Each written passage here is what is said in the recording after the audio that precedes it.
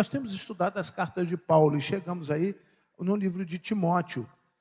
Já fizemos algumas considerações sobre o livro de uma maneira específica.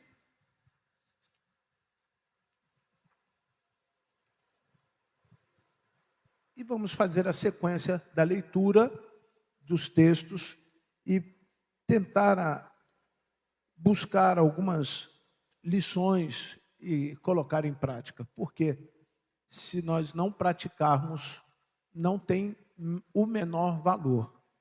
Nós temos a recomendação de Jesus, que o homem prudente, ele ouve e coloca em prática. Se ele coloca em prática, cada dia que ele vai praticando, ele vai aperfeiçoando. E aperfeiçoando, ele vai crescendo.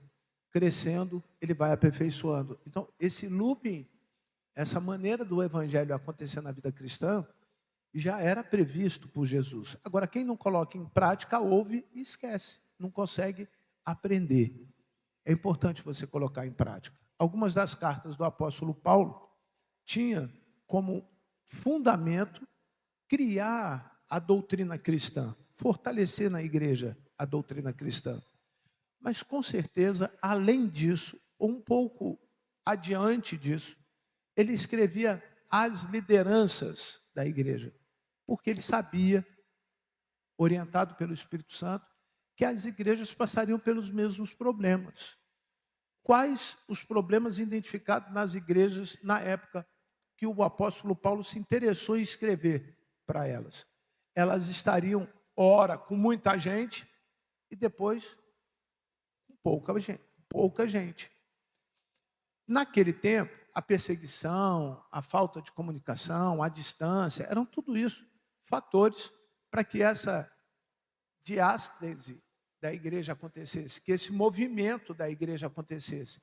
Hoje não é diferente. Nós vemos momentos na igreja com muita gente.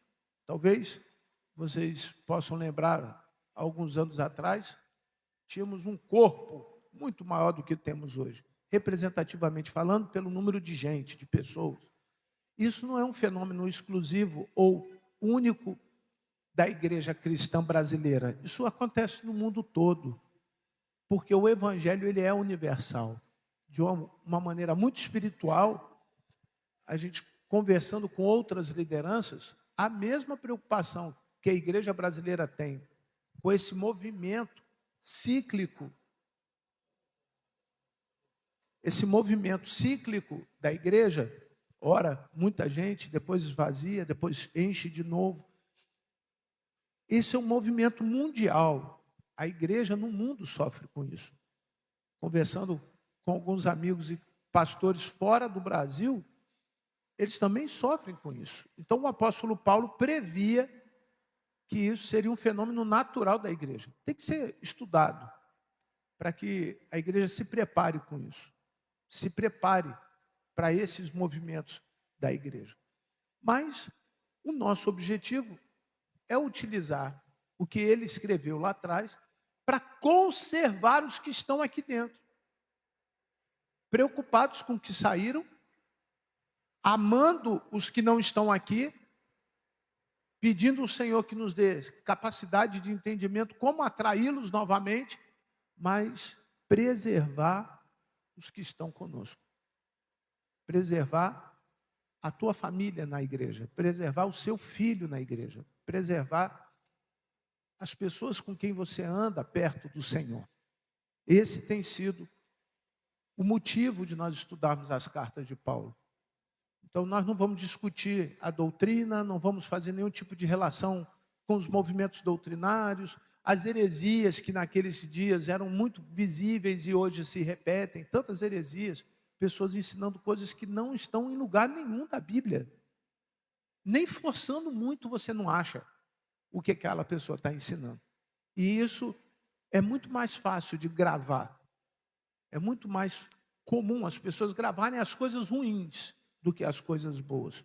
Então, tirando tudo isso, que já é muita coisa, nós vamos, mais uma vez, fazer a leitura dos versos 12 em diante, 1 Timóteo, capítulo 1, versículo 12 em diante, com este olhar. Lucas, pede para fechar a porta, por gentileza, que a luz lá fora bate e vem no meu olho.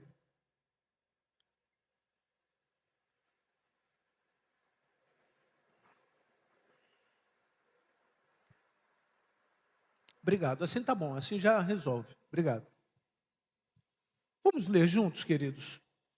Por gentileza. Dou graças a Cristo Jesus, nosso Senhor, que me fortaleceu e me considerou fiel, designando-me para o ministério.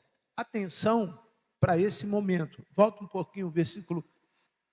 Ele se achou merecedor da graça. Ele, o escritor, obrigado, amado, muito obrigado. O escritor entendeu que nós precisamos estar com o mínimo de condições para receber a graça.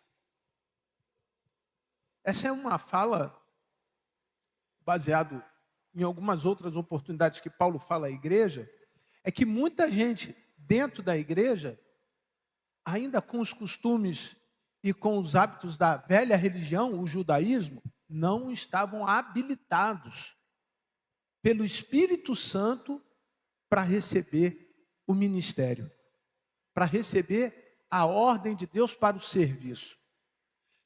Então vamos pegar aqui um pouquinho o que o Espírito Santo faz na gente.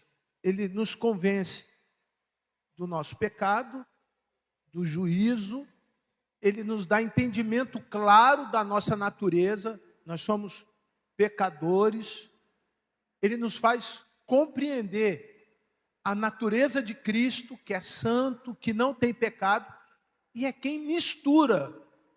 Preste bastante atenção nisso. Quem faz alguma obra, quem está envolvido com alguma coisa na igreja, precisa entender isso. Ninguém é capaz de fazer alguma coisa no corpo de Cristo sem o Espírito Santo.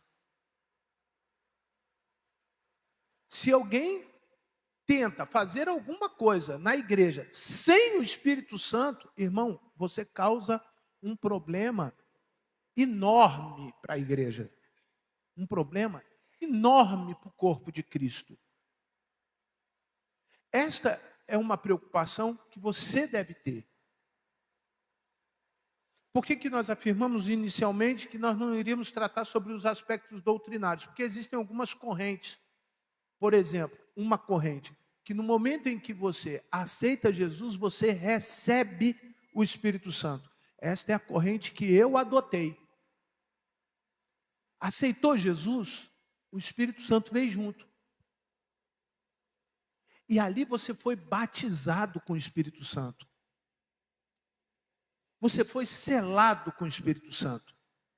Mas a partir desse dia, 3 coisas precisam acontecer. Naturalmente, eu preciso alegrar o Espírito Santo todos os dias. Porque ele diz que é para que eu não entristeça o Espírito Santo. Se eu tenho uma ordem para não entristecer o Espírito Santo, qual é a ação reversa desta ordem? O que ele queria dizer na verdade? Nós temos obrigação em alegrar a Deus. Nós temos obrigação, nós precisamos acordar falando assim, hoje eu vou alegrar meu Deus, hoje eu vou alegrar meu Deus. E como que eu alegro meu Deus? Vivendo uma vida de santidade. Vivendo uma vida longe do pecado. E para eu viver uma vida longe do pecado, eu preciso do Espírito Santo falando o quê? Não faz isso, não faz aquilo, para de fazer isso, para de fazer aquilo, muda aqui, muda ali, olha, anda com esse, porque esse não presta. É ele quem dá a direção. Mas a segunda coisa que o Espírito Santo faz, e eu acredito nisso, eu acredito assim, ele me ensina. Ele me ensina. Então ele pega a minha humanidade, aquilo que eu sou, a maneira como eu sou, ele não quer que eu faça nada diferente, que eu não copie nada de ninguém, que eu não imite ninguém, que eu não vá para uma escola de línguas estranhas, que eu não faça nenhum tipo de estágio numa igreja pentecostal para fazer uma porção de outros, nada disso. A Bíblia diz bem clara que ele faz o que quer, a hora que ele quer, com quem ele quer, para a glória de quem? De Deus. Isso foge um pouquinho de alguns princípios, mas não foge do princípio maior, que a natureza de Deus é quem domina e controla o homem que está em Cristo Jesus. Compreenderam? Isso é o que eu creio. Então eu creio que ele me ajuda a ficar longe do pecado, eu creio que ele me ajuda a aprender a viver com os meus erros, e ele vai me aperfeiçoando. E agora, terceira coisa, ele me habilita a fazer coisas especiais. É o Espírito Santo que te dá capacidade para fazer coisas que ninguém faz sem o Espírito Santo. E eu paro aqui. Por que eu paro aqui? Porque aí o poder de Deus na vida de um homem cheio do Espírito Santo é ilimitado. É algo fora do normal. É algo além do natural. Ele é sobrenatural. Então Paulo está dizendo assim: eu dou graças a Deus que vocês estão entendendo isso. Que nada que vocês estão fazendo aí, Timóteo, é sem o Espírito Santo. Vocês já estão deixando claro que há o exercício da relação da igreja com o Deus que está agora presente. Vamos entender o fato histórico. Deus, Jesus morre, ressuscita e diz o seguinte: ó, vocês não vão ficar como? Sozinho. Vou deixar quem? Quem? O Espírito Santo. Aí Paulo entra na igreja e vê que eles estavam com o Espírito Santo. Uma aplicação prática para a minha vida e para a tua vida. Será que se alguma liderança, assim como o pastor João, que não tem uma relação de intimidade com a igreja, embora seja da igreja, se ele chegando aqui e vendo uma igreja carnal, as pessoas vivendo de forma errada, dissoluta, gastando o seu tempo com coisas que não são edificantes, será que ele ficaria feliz?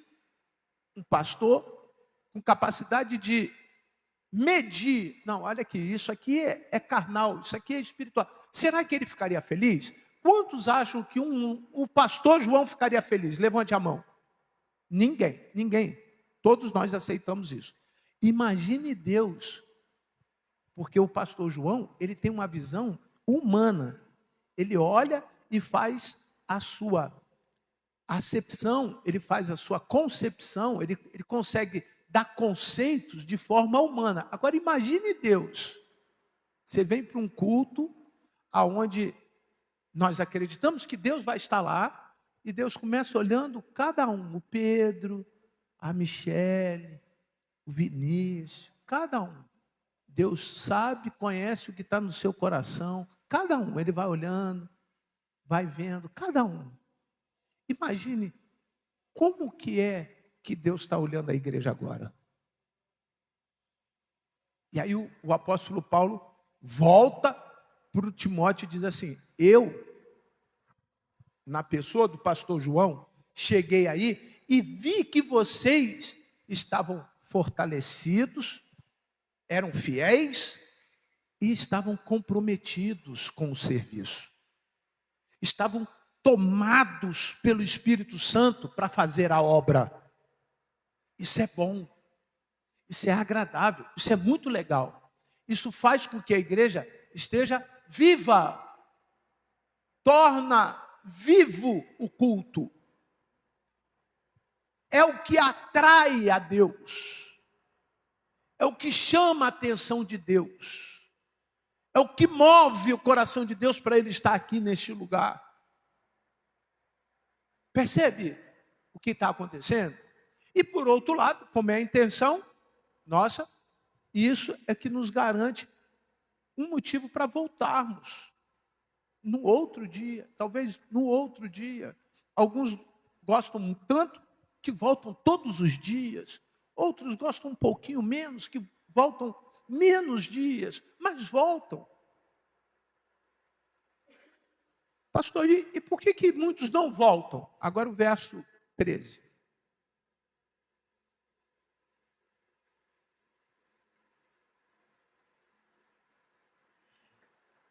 Leiam comigo, por favor. A mim que no passado era... Sabe o que está dizendo aí? Sabe o que está dizendo? Leiam. Perseguido, insolente, mas alcancei misericórdia, pois fiz isso na ignorância e na incredulidade. Por que as pessoas não voltam? Porque os que estão aqui, presta atenção nisso. Ao invés de viver esse momento de transformação, de mudança, de novo nascimento, não mudaram. Eles não mudaram, eles não conseguem serem diferentes. Então o apóstolo Paulo está dizendo assim, ó, no passado, tudo bem. Só fazia o que não era bom. Só fazia o que não prestava. Ele chega a dizer que ele tinha vergonha dele. Olha que coisa. Eu tenho vergonha do que eu fiz. Mas agora eu alcancei o quê? Primeiro, leiam lá. Eu alcancei o quê? Misericórdia. Senhor, muito obrigado, porque eu alcancei misericórdia. Então as pessoas não ficam porque elas chegam ao ponto. Se você tem gasto energia com isso, eu peço que você pare de gastar. Mas elas ficam procurando um motivo para sair. E sabe qual é o motivo para sair? Ela mesma. Esse é o grande motivo. Elas ficam procurando desculpa para justificar que ela quer sair. Sabe qual é a grande razão, a grande desculpa? Você mesmo, que não alcançou misericórdia. Como alguém que não alcançou misericórdia pode ser misericordioso? Não pode. Como alguém que não alcançou a bondade pode ser bondoso? Não vai ser bondoso. Como que alguém que não alcançou a graça de Deus pode ser uma pessoa de graça? De fazer favores? Não vai fazer. E aí ela se sente incomodada, aí ela sai. Ela sai. Sai e não volta. Se perde. Ela não consegue consolidar a relação com Deus. Não é com a igreja. E eu entendo que vocês que estão aqui há mais de 50 anos, como o irmão Amande e outros, os irmãos não estão aqui por causa da igreja. Madalena, quantos anos você tem na igreja? 41 anos. Você está aqui por causa da igreja? Não. Irmão Jabes, quantos anos? 40. Irmão, vai lá, volta, sai, tem as enfermidades, reclama que agora está doendo, já foi goleiro do Botafogo, agora não é mais. Não é, irmão Jabes? Mas não sai. Por que não sai? Porque não está aqui por causa da igreja. Está aqui por causa de quem? De Deus. Aprendeu a estar na igreja por causa da pessoa certa. Quantos pastores vocês viveram aqui na igreja? Muitos pastores. Quantos líderes de mocidade vocês viram na igreja? Muitos. Quantos professores de escola bíblica dominical? Quantos diáconos? Muita gente. E por que você está aqui? Porque vocês aprenderam que é por causa de Deus. Isso que Paulo estava dizendo, olha, quando você não consegue entender o que você está fazendo ali, você não fica. Se sente incomodado, a ponto de achar que não é o seu lugar, não pertenço mais. São conversas que os psicólogos aí que me perdoem. Tem que fazer com que o grupo se sinta pertencente. Você tem que fazer com que o auditório se sinta participante do seu discurso. Primeiro que a pessoa não sabe nem o que é discurso, não sabe. E eu falo isso com propriedade. Posso falar isso com garantia que não sabe mesmo. Tem que fazer com que eles se sintam parte do grupo. Irmão, você já é parte do grupo desde o dia que aceitou Jesus. Ponto final. Não é porque é rico, pobre, não é porque é grande, baixo, não é porque é preto, branco, não é porque é branco, amarelo, não é nada disso, não é porque você tem carro novo, carro velho, roupa bonita, roupa velha, nada disso. Todos estamos porque somos de Cristo, mais nada. E se ficamos, ficamos porque estamos por Cristo, mais nada. E se Deus nos levar, você vai ver que Paulo fala isso para Timóteo, e se Deus enviá-lo para outros lugares, como Paulo era missionário, Paulo tinha uma missão, ele saía falando nas igrejas, caminhando, fez 3 grandes viagens, e nessas viagens ele consolidou o evangelho na Europa, na Ásia, e trouxe o evangelho para o Brasil, porque se não fosse isso, o evangelho não chegaria no Brasil. Concordam comigo? Amém?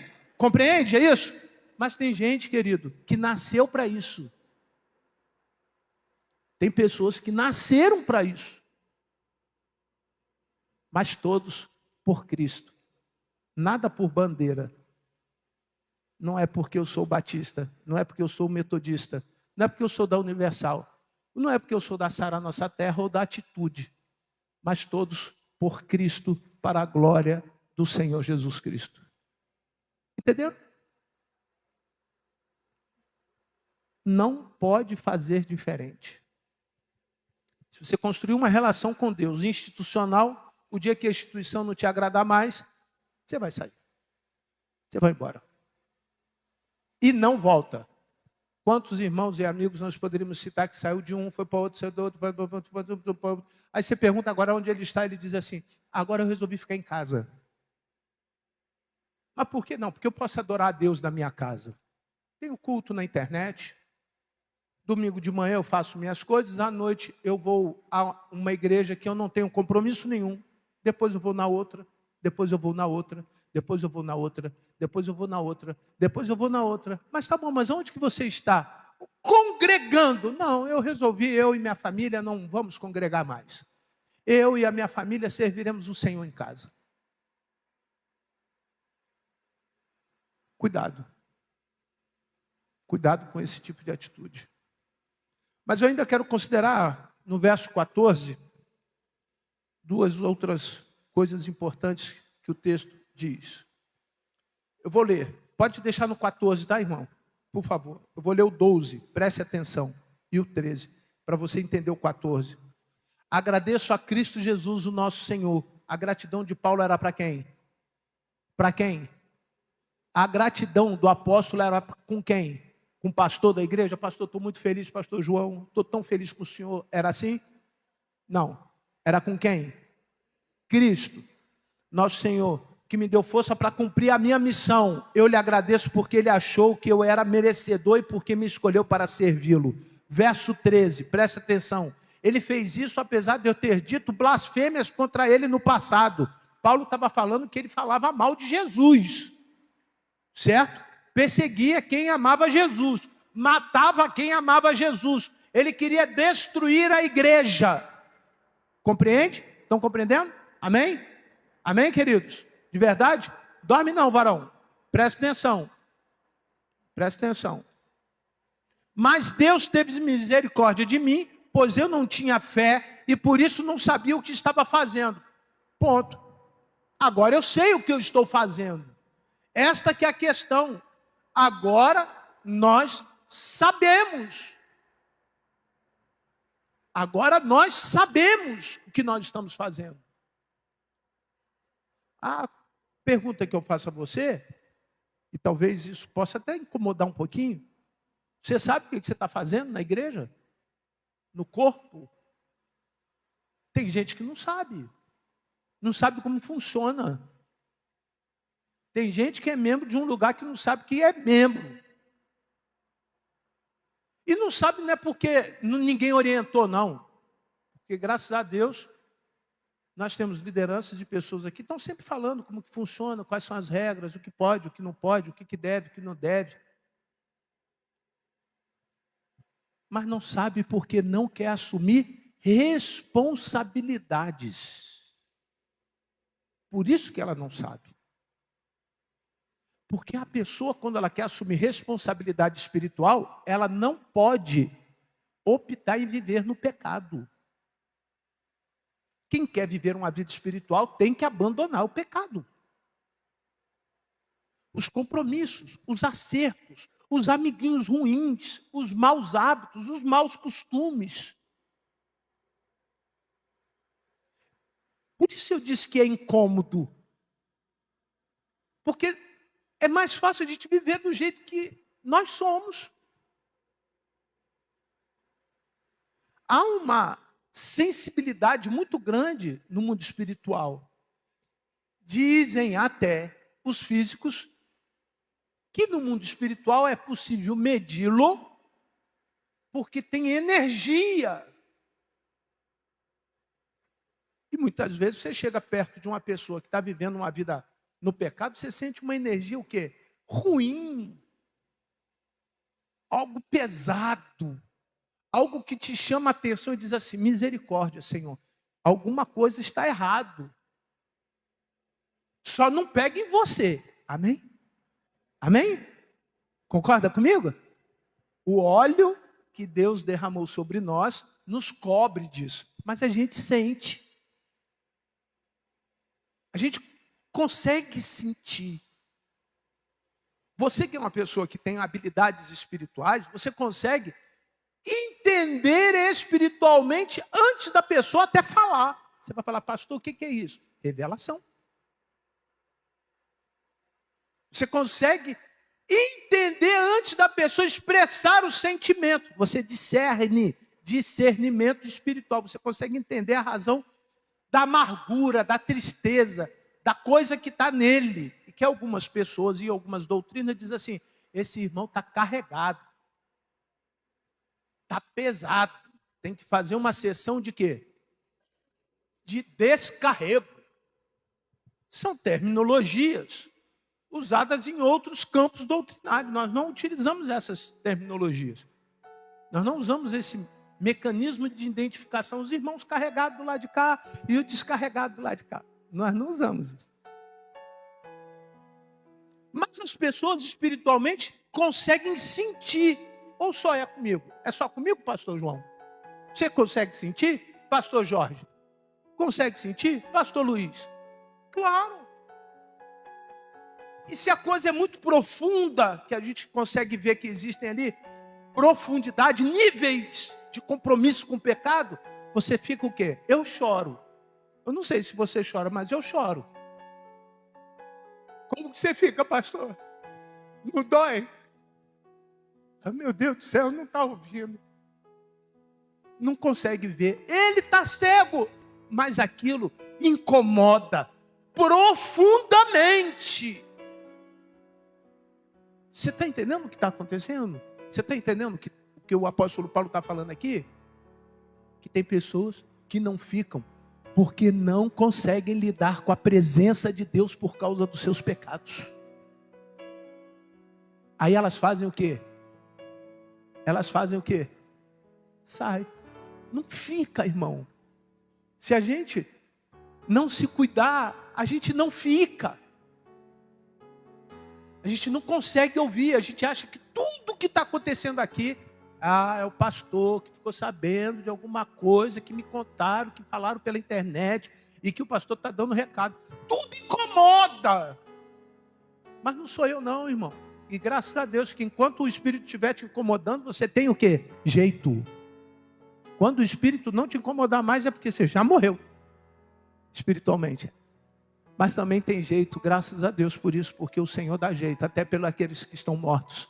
E Ele te dá vida, porque a palavra e a promessa é assim, aquele que crê em mim ainda que morra, viverá. Se você crê, meu irmão, em nome de Jesus, esse estado ruim que tem andado na tua casa, esse momento ruim espiritual que você tem vivido, esse momento que afasta as pessoas, olha, eu vou mais além, afasta os negócios. Você tem coisa boa para acontecer na tua vida, mas por estar vivendo uma vida ruim, as coisas boas vão embora, são afastadas. Você não consegue atrair nada para perto de você de bom, a não ser de quê? De ruim. Consegue perceber? Senhor, cadê a minha sorte? Eu estou fazendo tudo certo, está fazendo certo do lado de fora, irmão, mas está tudo errado aqui dentro, ó. Você é bom religioso, lê a Bíblia, vai à igreja, dá dízimo, carrega isso, vai para onde, faz tudo que os outros te mandam fazer, mas aqui dentro não tem bondade e não tem misericórdia, não tem a graça, não tem o amor de Deus. E não é para se espantarem. Jesus falou que nos finais dos dias muitos enganariam vocês. muitos, com muita facilidade, enganariam a gente. E o que eu devo fazer para não ser enganado? Verso 15. Leiam. Esta palavra é fiel e digna de toda. Ler a Bíblia. O que eu preciso fazer para não ser enganado, pastor João? Estudar a Bíblia. O que eu preciso fazer, pastor Jorge? Estudar a Bíblia. O que eu preciso fazer, irmãos? Estudar a Bíblia. Pastor, mas por que essa indignação? Porque está ali, está escrito. Mas eu não consigo parar para estudar a Bíblia. Eu não consigo gastar um tempo a mais com a Bíblia. Tem gente com crise no casamento. Aí vai procurar terapia de casais. No final, se ela lê a Bíblia, ela resolve o problema do casamento dela. Tem gente com problema de crise financeira. Procura lá o economista, uma pessoa, um coach para ajudá-lo a fazer grandes negócios, comprar criptomoeda, vender, e vai ficar milionário lá no mundo digital, vai ganhar com bet. Tem irmão jogando na bet, isso é pecado, varão. Tem irmão jogando negócio de bet, achando que é joguinho, isso é pecado, é igual o jogo do bicho. Mesma coisa, loteria esportiva, qualquer tipo de jogo que você ganhe dinheiro sem ser do seu trabalho, é pecado. Deus vai trazer prosperidade para a tua vida através do seu trabalho, não por conta dessas coisas. Compreenderam? Compreenderam? Ah, pastor, mas é 5 contos, posso ganhar 500, eu vou poder contribuir mais. Não é verdade, isso é mentira. Mas você não tem isso e não aceita. Por quê? Porque não lê a Bíblia. Não lê a Bíblia. Tantas pessoas preocupadas com pornografia, com sexo fora do casamento, com adultério. Ontem eu estive num lugar, uma menina parou do meu lado, sentou, puxou um cigarro de maconha, dobrou e perguntou assim: o senhor aceita? Eu falei, não. E eu perguntei, você não tem medo de ser presa? Ah, eu só posso consumir 30 gramas. Eu falei, tudo bem, mas depois dos 30 gramas você se satisfaz? Ela, não, aí eu vou para a cocaína. E depois da cocaína eu bebo e cheiro mais. E depois eu bebo e cheiro mais. E depois, o que ela vai fazer? Bebe e faz o quê? Cheira mais. E na terceira vez eu falei para ela, sabe por que eu não faço? Porque esse vazio que está dentro do teu coração, Jesus preencheu e eu não preciso de nada disso. Não é fácil, meu irmão. Não é fácil. Mas a palavra me dá garantias. E a primeira garantia, olha o que diz o texto. Que Cristo veio ao mundo para salvar quem? Veio para te salvar. Jesus veio ao mundo para salvar você. Qual é a segunda garantia? Olha lá. Dos quais eu sou o irmão. Não tem coisa melhor. Graças a Deus por isso, meus queridos. Do que você saber que você é importante, Jesus morreu por você. Você não precisa de ninguém para melhorar a tua autoestima. Jesus deu a vida dele para você entender que você é importante. Você é importante. E não é importante só para mim, não. Não é importante só para as pessoas que estão com você, não. Esse vazio que você tenta preencher com uma porção de coisas, e muita gente tenta preencher até com a religião, Jesus preencheu dando a vida dele por você. Ele entregou a vida dele. A missão dele foi esta. A missão dele foi esta. Dar a vida dele por você. Mas isso está na palavra. Eu preciso da palavra. Agora eu quero fazer uma pergunta retórica. Considero que algumas pessoas possam não compreender qual a natureza de uma pergunta retórica. Eu quero te dizer, eu já sei a resposta. É isso que quer dizer uma pergunta retórica. Vamos lá, eu já sei a resposta. Aonde você pode preencher o vazio? Aonde que você pode estar para preencher esse vazio que todos nós temos ou é produzido de forma natural pela nossa natureza e por conta dos nossos pecados? Aonde? Aonde? Na presença de Deus. Só na presença de Deus. Então, quando você vem aqui, ou quando você busca estar na presença de Deus, você, na verdade, está preenchendo um vazio que o remédio não preenche, que o psicólogo não preenche, que a atividade física não preenche. Estou falando das coisas mais saudáveis, que a bebida não preenche, que a pornografia não preenche, que o tapa não preenche, a maconha, que a cocaína não preenche. Nada disso preenche.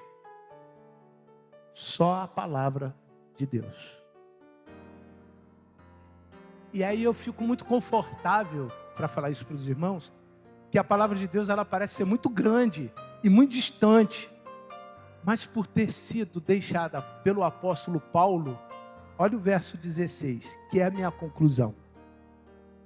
Mas, leio, por esta mesma razão, me foi concedido o quê? Misericórdia, para que em mim, que sou o principal dos pecadores, Cristo Jesus pudesse mostrar a sua completa longanimidade e eu servisse de modelo para todos os que hão de crer nele para a vida eterna.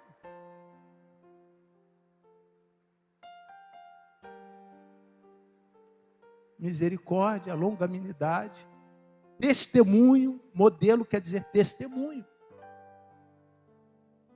Que nessa manhã o Senhor habilite os seus ouvidos e abra o seu entendimento para que você, com olhos espirituais, possam enxergar quanto vale esse tempo que nós passamos aqui na presença de Deus. De maneira muito física, que tudo de ruim que você trouxe a semana toda, emocionalmente, espiritualmente, tudo de ruim, não é maior, graças a Deus, não é maior do que o Deus que está neste lugar para abençoá-lo com a bondade, com a misericórdia do nosso Senhor e Salvador Jesus Cristo. E se houver alguém nesse momento que queira entregar o seu coração para Cristo, dar a sua vida para Jesus, entendendo que existe um vazio que precisa ser resolvido, entendendo que esse vazio não vai ser resolvido de outra forma e que hoje, por intermédio da palavra, você consegue entender e você quer algo a mais, uma experiência a mais, você precisa entregar a sua vida nas mãos de Jesus. Se você quer entregar a sua vida nessa manhã nas mãos de Jesus, eu quero pedir a você que levante uma das suas mãos, faça um sinal e diga assim: pastor, ora por mim, para me dar força, para eu entender mais dessa palavra e conduzir a minha vida a uma vida que eu possa transbordar a graça, transbordar a bondade e a misericórdia do Senhor, transbordar o amor do nosso Senhor e Salvador Jesus Cristo, para que eu também possa servir de modelo para as pessoas e elas possam conhecer e crer e entender a vida eterna. Você gostaria de entregar a sua vida nesta manhã a Cristo? Você gostaria de pedir ao Senhor para que Ele faça modelo para outras vidas, através da tua vida, conhecerem o Senhor Jesus? Levante uma das suas mãos. Vamos nos colocar de pé e vamos orar ao Senhor.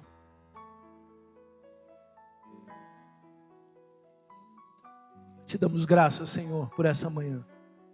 Tantas coisas boas o Senhor fez aqui, mas a principal é que o Senhor nos fez ouvir o Senhor.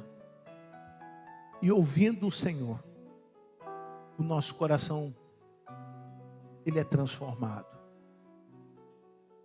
Eu te peço, Senhor Deus, que as tuas mãos e o teu poder alcance aqueles que não tomaram uma decisão agora, mas que eles possam ir para casa e refletindo naquilo que ouviram, Se for necessário que eles voltem à noite, Senhor Deus, para ouvirem mais do Senhor e ainda hoje possam tomar uma decisão ao teu lado. Em nome de Jesus, renove a nossa alegria, a nossa força, para que o mundo veja e saiba que diante de tudo que nós temos vivido, o nosso Deus é maior. O Senhor é maior. Seja grande naqueles que estão doentes, naqueles que estão abatidos, naqueles que estão, Senhor Deus, entediados, naqueles que estão perdidos. Exerça, Senhor Deus, a tua bondade, a tua misericórdia sobre a vida daqueles que estão vivendo uma vida sem direção. E que eles entendam que o Senhor é a direção da vida deles. O Senhor é a nossa direção. Em nome de Jesus. Amém.